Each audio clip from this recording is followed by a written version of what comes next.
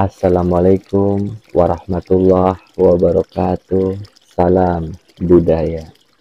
Jumpa lagi para sedulurku semuanya di seluruh Nusantara di dalam channel Saumas 81, channel yang menceritakan tentang sejarah-sejarah para leluhur-leluhur kita, orang tua kita yang soleh dan soleha, dan juga amal serta spiritual yang saya alami secara pribadi.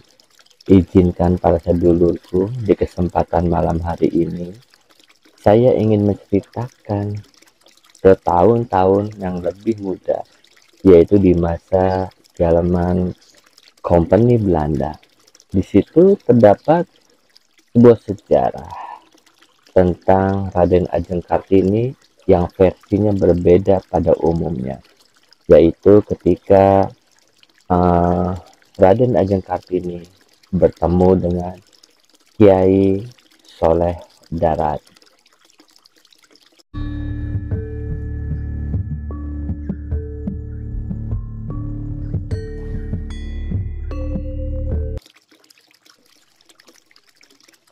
Apa kabar para sedulurku semuanya? Mugi-mugi para sedulur selalu diberikan kesehatan, waliyajati, lawan rahmat lan hidayah. Saking kesanipun Gusti Allah Subhanahu wa taala. Amin amin ya robbal alamin. Bagi para sedulur yang baru menemukan channel Saumas 81, selamat datang dan selamat bergabung. Dan bagi sedulur yang sudah subscribe, kami ucapkan matur suwun sangat, mugi-mugi rezekinya yang jauh didekatkan, yang di atas diturunkan, yang di bawah dinaikkan, dideraskan bagaikan air jam-jam yang terus mengalir tiada henti. Amin amin ya robbal alamin. Dan juga bagi para sedulur yang sudah beramal rezekinya kepada Saumas 81 dengan cara memberikan super tanknya, saya secara pribadi mengucapkan matur kesuwun sangat, mugi-mugi rezekinya dilipat gandakan oleh Allah Subhanahu wa taala. Amin amin ya rabbal alamin. Sebelum kita beranjak kepada cerita tentang Raden Ajeng Kartini dan Kiai Soleh Darat, alangkah lebih bijaknya kita bertawasul untuk Raden Ajeng Kartini. Hadroh Al-Fatihah.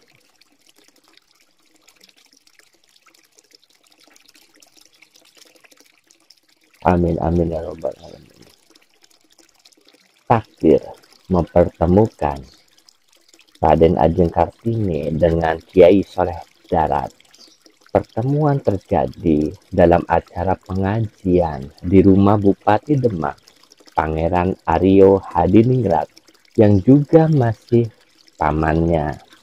Kemudian ketika berkunjung ke rumah pamannya, seorang Bupati Demak, Raden Ajeng Kartini, menyempatkan diri mengikuti pengajian yang diberikan oleh Mbah Soleh Darat pada saat itu, atau Kiai Soleh Darat. Saat itu beliau sedang mengajarkan tafsir surat Al-Fatihah.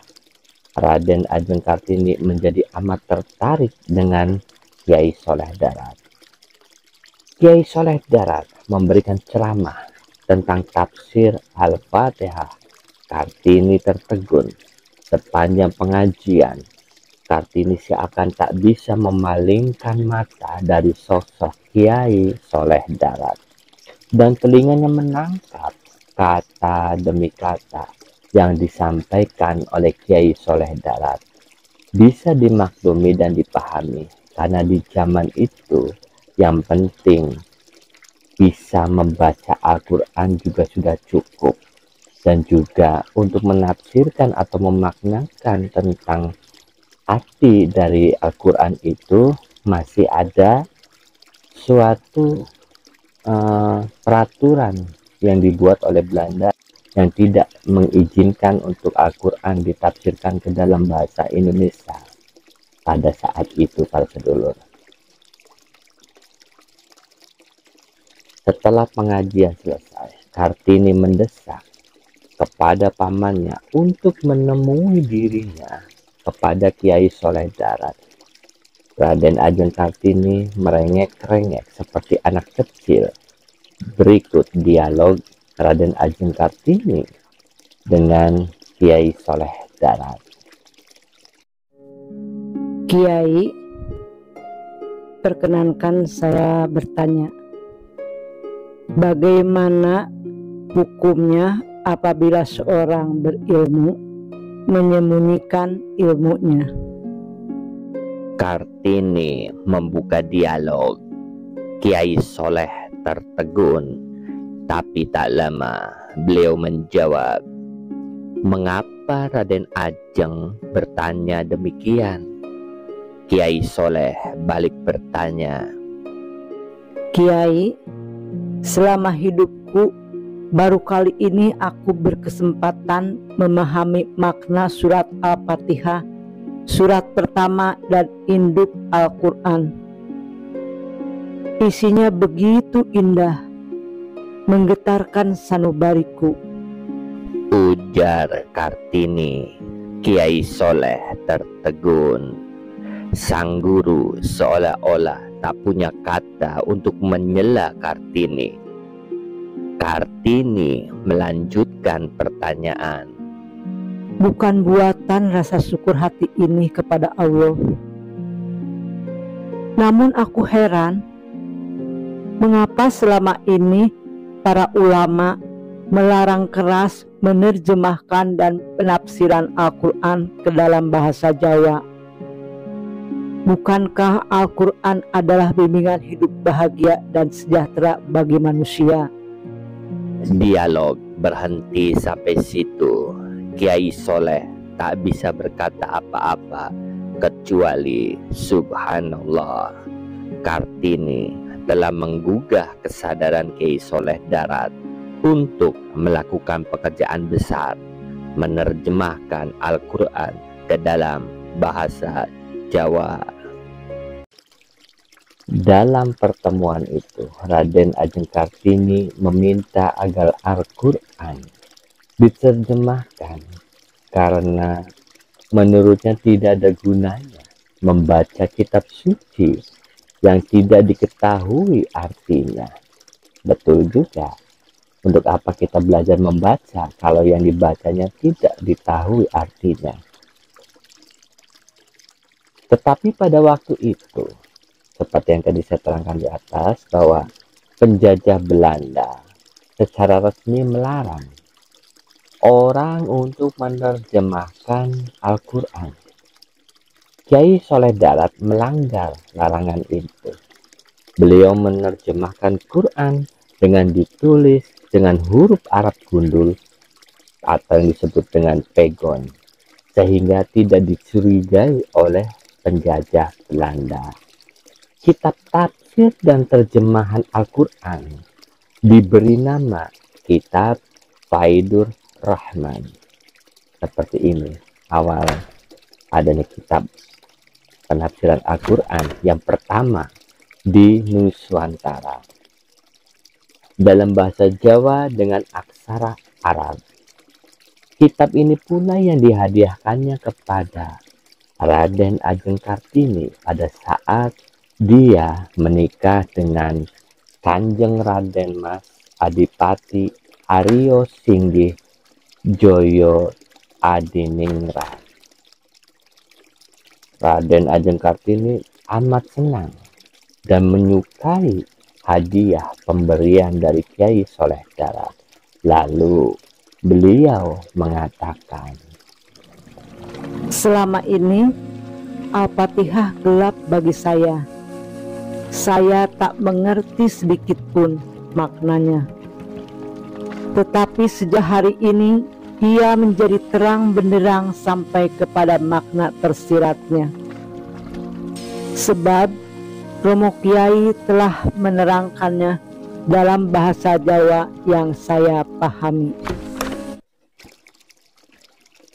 Inilah dasar dari buku Habis Gelap Terbitlah Terang, bukan dari perkumpulan surat menyurat beliau, atau ini juga bisa dijadikan sejarah yang disimpangkan oleh penjajah Belanda. Melalui terjemahan Kiai Soleh Darat itulah Raden Ajeng Kartini menemukan ayat yang amat menyentuh nuraninya, yaitu surat Al-Baqarah ayat 257. Orang-orang beriman dibimbing Allah dalam gelap menuju cahaya. Aslinya seperti ini, para sedulur. Dalam gelap menuju cahaya. Itu dalam banyaknya berkirim surat kepada Abendanon, Kartini banyak mengulang kata-kata dari gelap menuju cahaya yang ditulis dalam bahasa Belanda.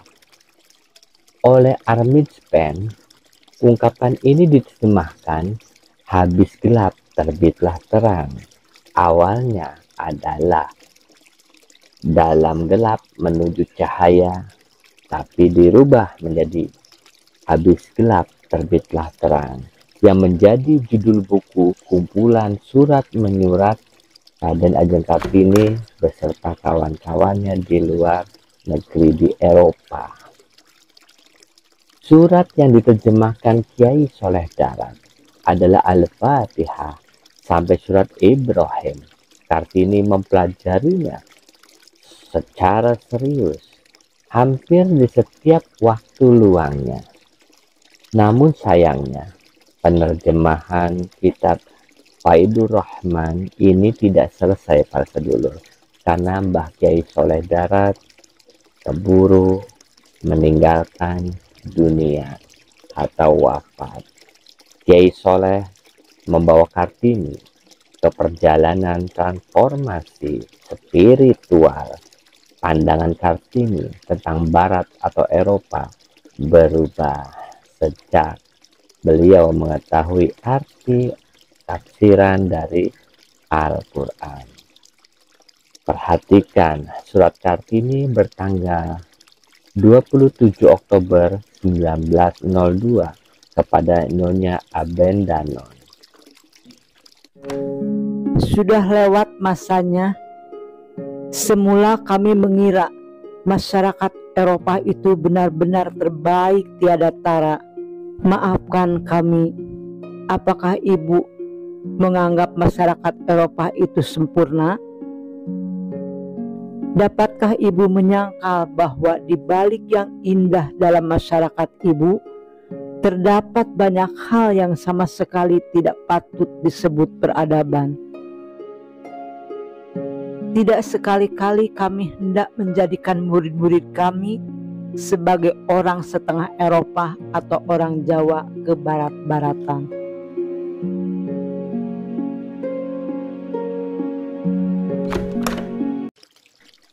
Dilanjut dalam suratnya kepada Nyonya Van Kol tanggal 21 Juli 1902, Kartini menulis,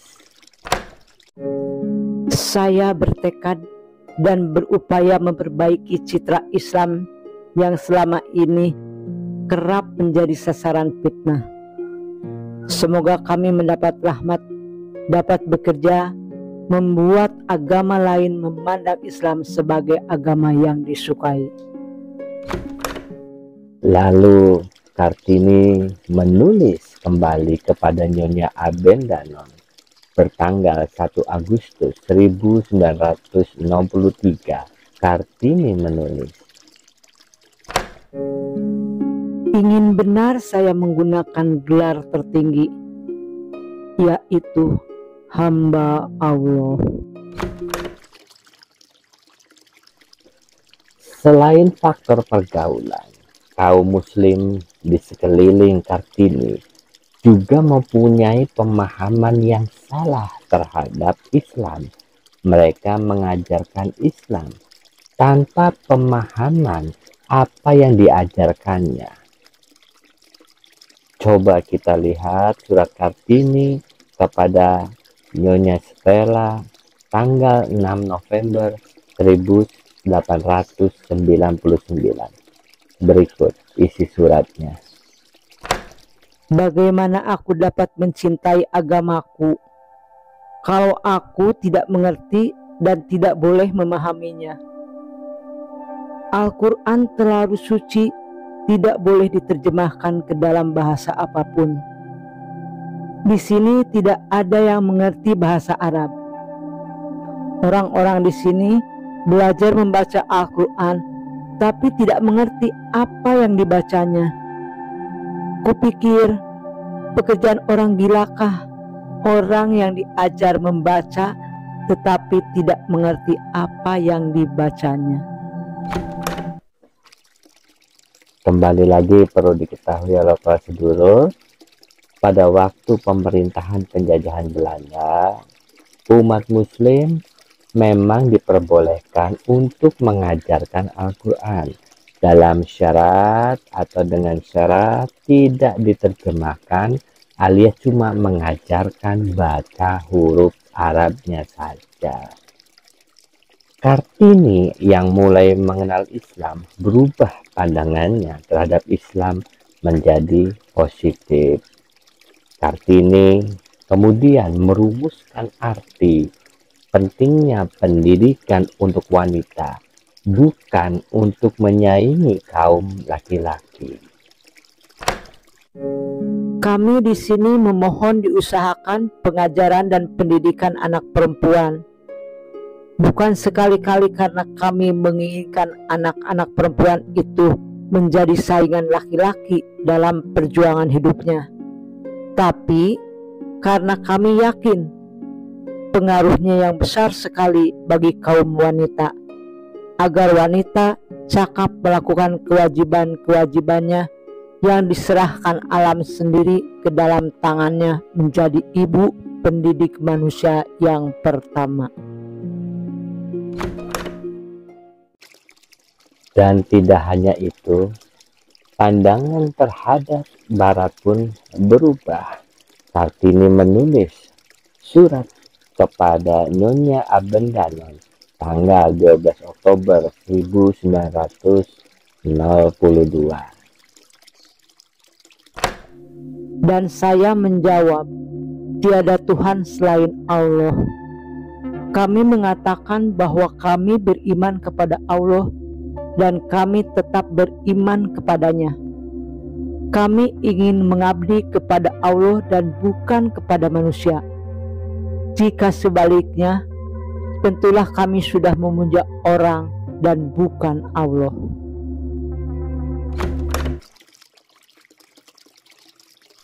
Raden Ajeng Kartini melanjutkan curhatnya kembali, tapi kali ini dalam surat bertanggal 15 Agustus 1902 yang dikirim kepada Nyonya Abendanon. Dan waktu itu aku tidak mau lagi melakukan hal yang tidak tahu apa perlu dan manfaatnya. Aku tidak mau lagi membaca Al-Quran, belajar menghafal perumpamaan dalam bahasa asing yang tidak aku mengerti artinya.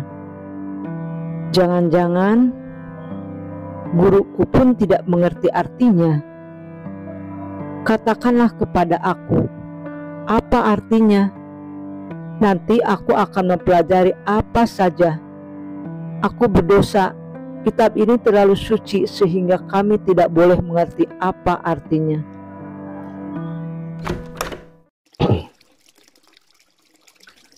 Itu para sedulur isi dari surat-surat yang mungkin para sedulur baru mengetahui tentang adanya suatu perubahan dalam Raden Ajeng Kartini ketika beliau sudah bertemu dengan Kiai Soleh Darat, yang secara tidak langsung Kiai Soleh Darat adalah guru dari Raden Ajeng Kartini. Raden Ajeng Kartini meninggal dalam usia muda 25 tahun, 4 hari setelah melahirkan putranya. Ia tak sempat belajar Islam lebih dalam lagi. Namun yang patut disayangkan, kebanyakan orang mengetahui Ibu Raden Ajeng Kartini hanyalah sekedar pejuang emansipasi wanita. Banyak yang tidak tahu perjalanan Raden Ajeng Kartini menemukan makna dan perubahan pola pikirnya setelah bertemu dengan Kiai Soleh Darat. Semoga dengan konten di pertemuan hari ini dapat menggugah kita untuk tahu lebih banyak dalam hal tentang Ibu Raden Ajeng Kartini daripada sekedar peringatan tahunan tanpa makna apapun. Referensi sejarah ini saya dapat dari internet, saya cari di internet, dan juga dari cerita dari Nyonya Fadilah Soleh, cucu Kiai Soleh Darat, tentang Raden Ajeng Kartini ketika bertemu dengan Kiai Soleh Darat, dan juga sejarah bangsa yang digelapkan. Itu para sedulurku semuanya. Mudah-mudahan bermanfaat, terutama untuk diri saya pribadi yang lagi belajar ini, dan juga untuk para sedulur-sedulur di seluruh Nusantara. Mohon ampura para sedulur jika ada salah dalam penyampaian, baik kalimat munalan muni ataupun tentang segala sesuatu tentang yang saya ambil dari internet tadi.